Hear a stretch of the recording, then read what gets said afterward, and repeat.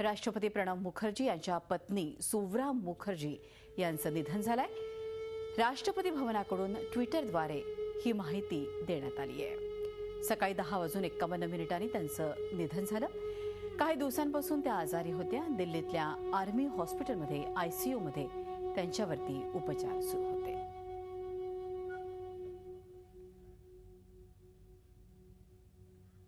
याविषयी अतिशय महत्त्वाची बातमी, मात्र तितकीच दुःखद।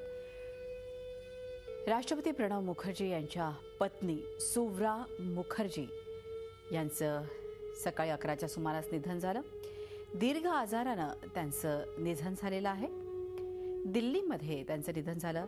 गेल्या काही दिवसांपासून त्या रुग्णालयामध्येच दाखल झालेल्या होत्या।